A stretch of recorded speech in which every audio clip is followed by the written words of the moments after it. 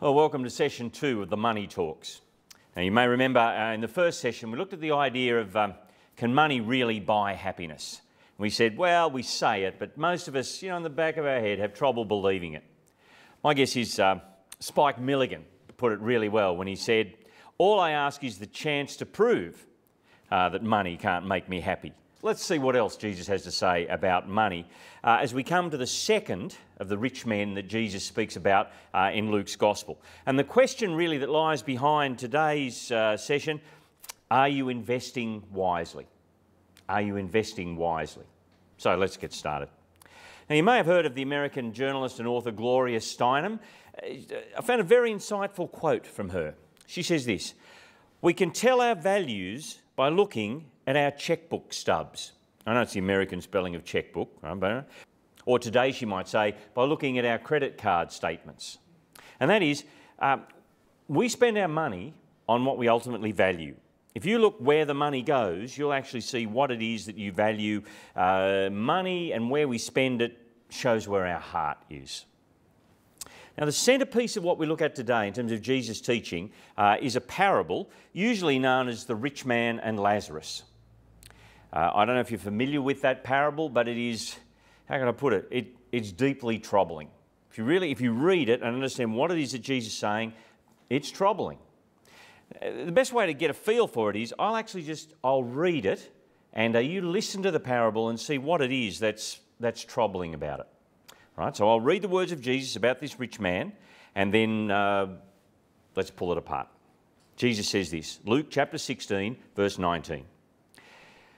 "There was a rich man who was dressed in purple and fine linen and lived in luxury every day.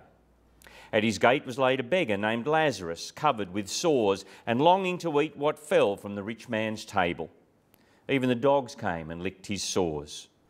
The time came when the beggar died, and the angels carried him to Abraham's side. The rich man also died and was buried. In hell, where he was in torment, he looked up and saw Abraham far away with Lazarus by his side. So he called to him, 'Father Abraham, have pity on me and send Lazarus to dip the tip of his finger in water and cool my tongue, because I am in agony in this fire.' But Abraham replied, 'Son, remember that in your lifetime you received your good things, while Lazarus received bad things. But now he is comforted here, and you are in agony. And besides all this, between us and you a great chasm has been fixed, so that those who want to go from here to you cannot, nor can anyone cross over from there to us.' He answered, 'Then I beg you, Father, send Lazarus to my father's house, for I have 5 brothers. Let him warn them, so that they will not also come to this place of torment.' Abraham replied, 'They have Moses and the prophets. Let them listen to them.' 'No, Father Abraham,' he said, 'but if someone from the dead goes to them, they will repent.' He said to him, 'If they do not listen to Moses and the prophets, they will not be convinced even if someone rises from the dead.'" And my guess is what jumps out as I read the parable, Jesus speaks about hell. Very clearly, he says this man ends up in hell. And the idea of hell is, my guess in Australia, mostly the reaction to it is that the idea of hell is mocked or ridiculed today. And I suspect it because it's not understood and it just seems so kind of unthinkable. People think, well, I've lived a pretty good life. I mean, how could I ever get sent to hell? Hell is for murderers and rapists and terrorists and so on. But there's no doubting that Jesus speaks about a judgment day and a place, a terrible place where people are sent afterwards. His word for that is hell.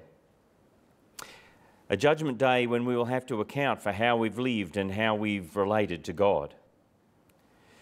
Now, Jesus uses all sorts of different word pictures, metaphors about hell, and each of them show a different aspect of this terrible existence.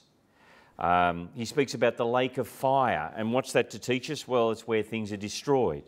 Or he speaks about the prison, the idea that there'll be no escape. Or he speaks about the pit, this kind of frightful, lonely place. Or he talks about darkness, the idea of being alone. The grinding of teeth, which will be about regret and pain. And you might think, well, wait a minute, how could it be the lake of fire and also outer darkness at the same time? that's why I think they're metaphors. They're showing you a different aspect of this terrible existence. It's just like when heaven is described as the city of, made of gold. I don't think we're meant to take that literally, but you can get the vibe of what it is. How could this idea of hell, this idea of be just? And at the heart of what Jesus means is this: being separated from God and all the good things he gives us. Being separated from God, the source of life. How could it possibly be just? Well, to put it the best way I can is this: for those who've spent their life walking away from God and ignoring him, walking away from him, the penalty is keep walking. That God will send us, those of us who've ignored him, will send us away from his presence. And it will not end, and we'll be separated from all the good that God gives us. And Jesus took this deadly seriously. Now let me, to try and make sense of this parable about this rich man, let me today just ask three questions. We'll set out to answer three questions. Why did the rich man go to hell? What does this have to do with money? And who are we to identify with in the story? In every good story, you want to say, well, I identify with that character. Well, who should we identify with? All right, let's answer those one at a time. First one, why did the rich man go to hell? All right, let me take you back 30 or so years to something that was very famous in the 70s. You may have heard of the book and then the movie All the President's Men. All right. There's a little slogan in this idea of all the President's Men that's very useful in understanding this parable. Okay. I'll give you the slogan in a second, just a little bit of background. Here's a picture of Bob Woodward and Carl Bernstein. They were the two journalists who were involved with an informant called Deep Throat. They were deeply involved in the fall of the Nixon administration after Watergate. And they wrote the book, and then Dustin Hoffman and Robert Redford starred in the movie. And here, what you get, the informant, Deep Throat, said this: follow the money. Follow the money. And as it turned out, there was a money trail from the break-in that went actually via Mexico and right back to the Oval Office and saw Richard Nixon lose the presidency. But if you want to understand this parable, it's the same thing. Follow the money. Where does he spend his money? What happens with the money? And everything just kind of, if you like, unravels. Follow the money. Right, so why does a rich man go to hell? Let's follow the money. First thing is this: is it just a kind of a simple squaring of accounts? That is, the rich man has it good in this life, in the next life, he's in the bad place, the beggar has it bad here, so they swap heaven and hell for good and bad here. No, absolutely not. And I can show you that. It's very simple. Did you notice the way that Jesus talks about heaven, right, the good place, is being with Abraham? Abraham is there. In fact, the whole way of, the paradigm for being in heaven is being with Abraham, the father of the nation of Israel.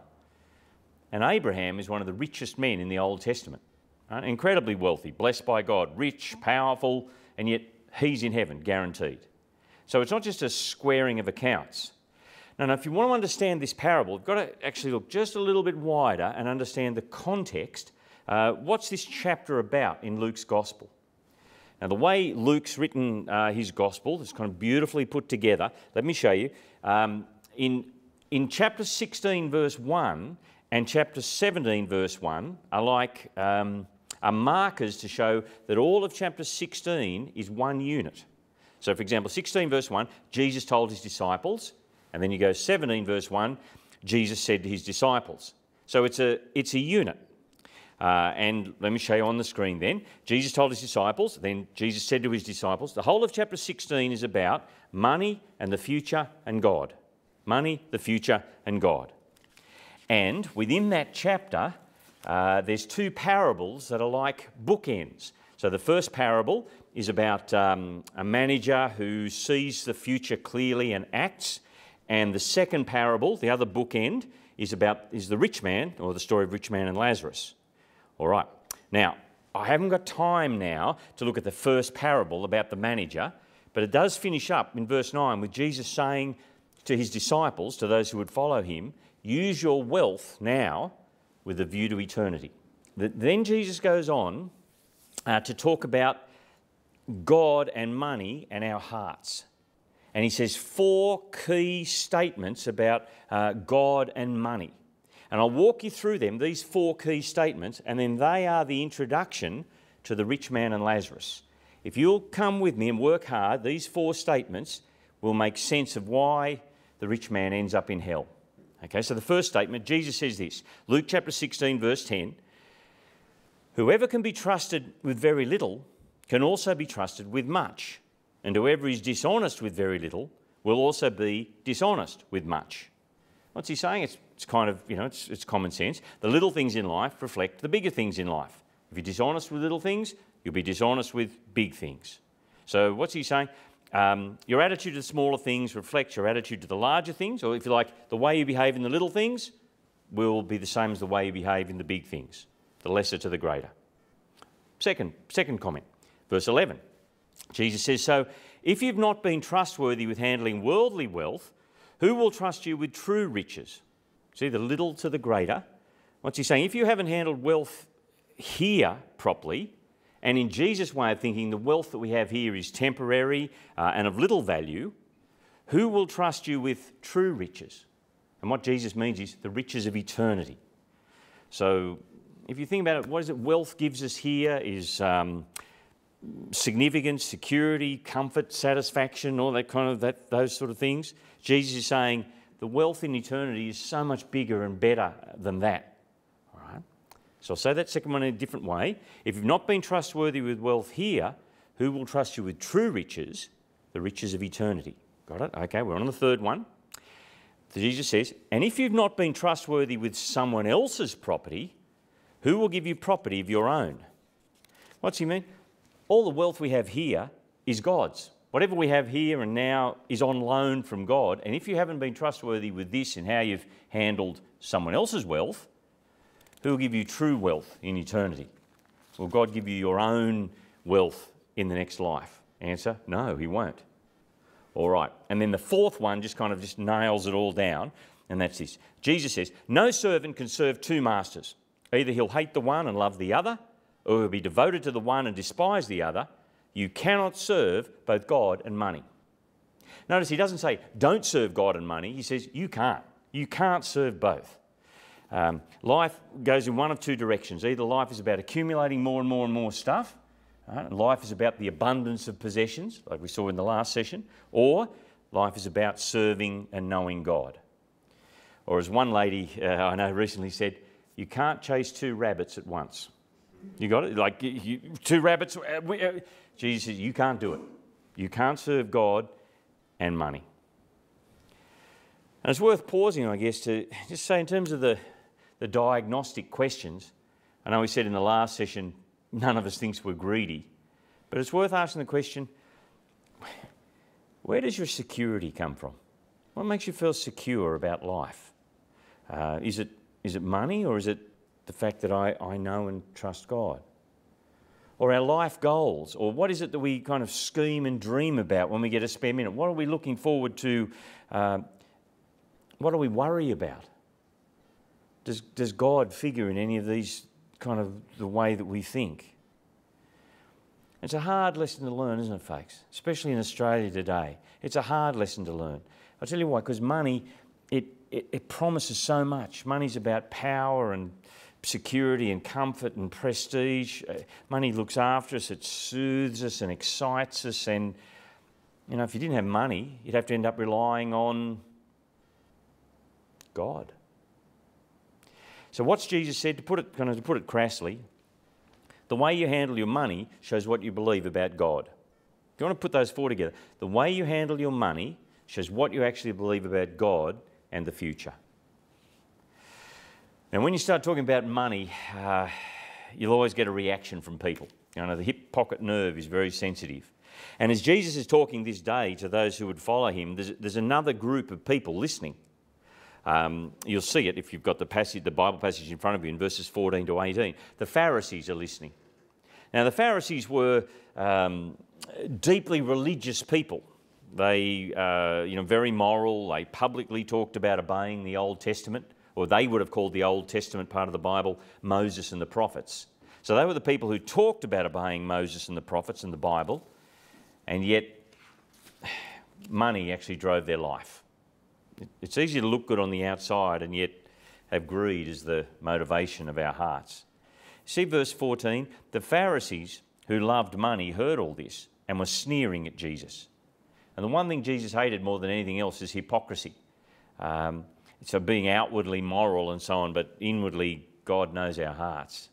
And what does he say? In the very next verse 15, he said to them, you are the ones who justify yourselves in the eyes of men, but God knows your hearts. What is highly valued among men is detestable in God's sight. God hates hypocrisy.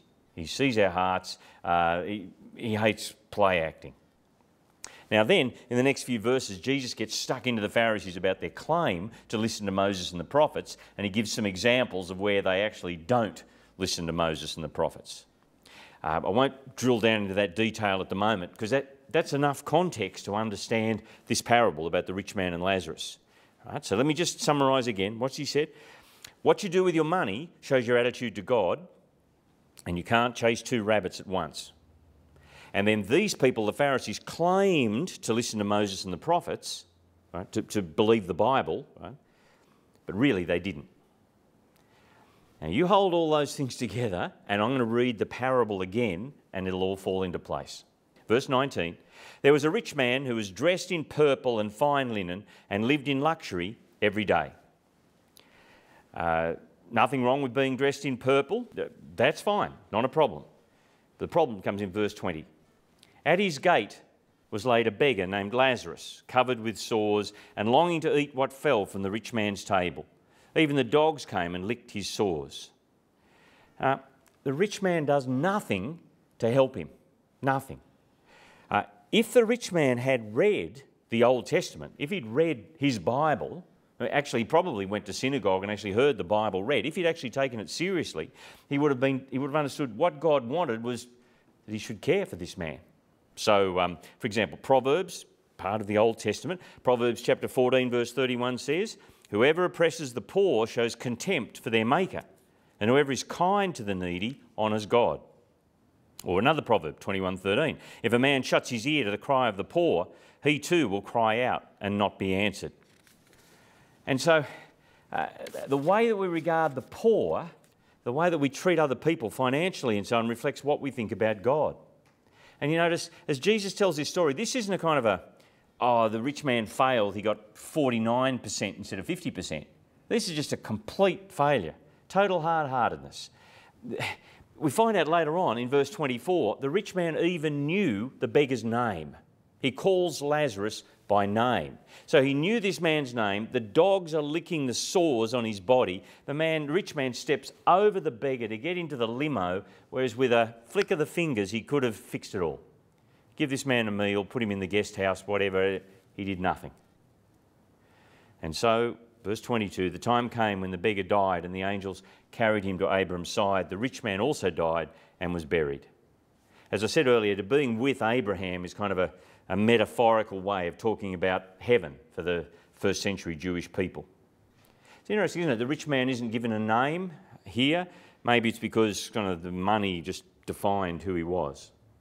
And we're told in hell, where he was in torment, he looked up and saw Abraham far away with Lazarus by his side. So he called to him, Father Abraham, have pity on me and send Lazarus to dip the tip of his finger in water and cool my tongue, because I am in agony in this fire.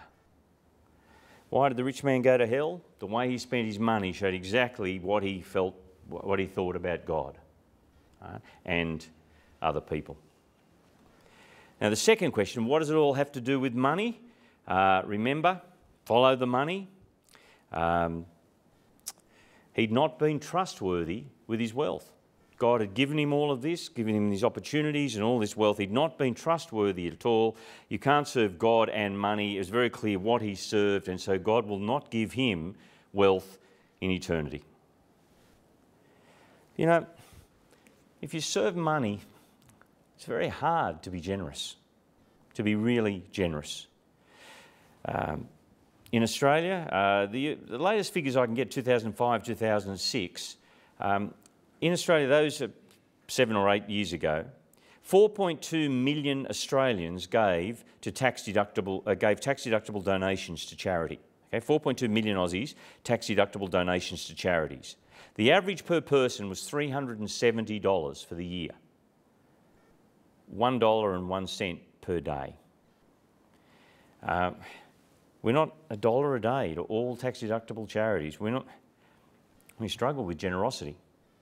The great irony is the richer you get, the smaller amount you give away. So for those people with incomes of $1 million per annum or more, 2008 figures, they gave 4.8 cents in the dollar. So they're earning $1 million a year, 4.8 cents in the dollar given away. It's hard to be generous if money is what motivates you. So this man spent his life ignoring God, serving money, and now he's been separated from God and there's no way back. Third question, who should we identify with in the story? Well, like, who do you want Lazarus? Rich man? Abraham? Let's keep reading and see. But Abraham replied, "Son, remember that in your lifetime," verse 25, "you received your good things, while Lazarus received bad things. But now he is comforted here, and you are in agony. And besides all this, between us and you a great chasm has been fixed, so that those who want to go from here to you cannot, nor can anyone cross over from there to us." Verse 27, he answered, "Then I beg you, Father, send Lazarus to my father's house, for I have 5 brothers. Let him warn them, so that they will not also come to this place of torment." And that's obviously who we should identify with, the 5 brothers. Why? Well, for a start, they're still alive. Right? And most people in the audience here will be pretty much still alive, all right? As far as when I started anyway, all right? So they're still alive. And the other thing is this, those 5 brothers still have the chance to avoid ending up in this terrible place for eternity. And so how can they avoid going to hell? Well, the rich man says, send Lazarus to warn them. Great idea? No. See verse 29? Abraham replied, they have Moses and the prophets. They have the written word of God. They have the Old Testament. They have Moses and the prophets. Let them listen to them. "Ah, no, Father Abraham," he said, "but if someone from the dead goes to them, they'll repent." It's like the rich man saying, yeah, the Bible, that's good, but man, what we need is a miracle. You know, if we could just have a resurrection, if we can just kind of pull a rabbit out of the hat, then they'd believe. But as Jesus puts words into Abraham's mouth, he understands human nature. Do you see how the parable ends? He said to him, Abraham says to the rich man, "If they do not listen to Moses and the prophets, they will not be convinced even if someone rises from the dead." What's he mean? If people are determined not to believe, even a miracle, a resurrection won't convince them. And we see that. Miracles don't convince closed minds. The evidence for Jesus' own resurrection is very strong. And yet I have great trouble getting people to even look at it with me. Why? Because they've decided in advance they don't want to believe. So a summary, to try and summarise what it is that Jesus is saying here, to try and pull this chapter together. If you've not been trustworthy with wealth here, who will trust you with true riches in eternity? And all our wealth comes from God. If you haven't been trustworthy with God's wealth, God won't trust you with your own wealth in eternity. So I want to ask you, are you investing wisely? Now, I'm not saying spend your money to buy God's favour. I'm not saying like kind of buy indulgences or whatever, use your money to buy God's favour. Not at all. But Jesus calls on us to trust him in how we live, to trust him for forgiveness, to live with him, the Bible's words, to live with him as our Lord and Master. And when you do that, when your heart changes in that way, where you spend your money will show what's important to you. Your money shows where your heart is. Remember what the American writer Gloria Steinem said? We can tell our values by looking at our checkbook stubs. And it's true, isn't it? You look where you spend your money, where your priorities are, it'll show what you really value. Now, when it comes to cold hard cash, you can't take it with you. True. It's what we saw in the last session about the rich fool who leaves it all behind. You can't take it with you, but here's the kind of the beautiful irony. You can invest in eternity. You can't take it with you, but you can invest it now in eternity. To honour God with your money is actually an investment in eternity. Investment advisors talk about investment horizons. I looked it up. Here's the definition of an investment horizon. The total length of time that an investor expects to hold a security or portfolio. So with your wealth now, that's really so close to our hearts, with your wealth, what's your investment horizon? Are you investing just the here and now in this world, or, as Jesus says, will you invest in eternity? And how can you do that? By being trustworthy with the wealth that God's given us in how we spend it and so on. And what will trustworthy look like? Well, trustworthy will look like investing in people, ultimately. Investing in people and meeting their physical needs, investing in people and meeting their spiritual needs. It's desperately important that people hear the message of Jesus and the offer of forgiveness. Desperately important. Now, I'm not going to give you amounts and a prescriptive list and so on. It'll be different for each one of us. And you're smart enough to work it out. How will you show that you're trustworthy with God's wealth? Why? Because you trust Him, because you trust Jesus. I trust Jesus, and so I'll be trustworthy with the wealth that I've been given. How can you do that? How can you invest in people to meet their physical needs? And there's endless of those, isn't there? And meet people's spiritual needs. Where and who and why you invest your money shows what you value and shows your relationship with God.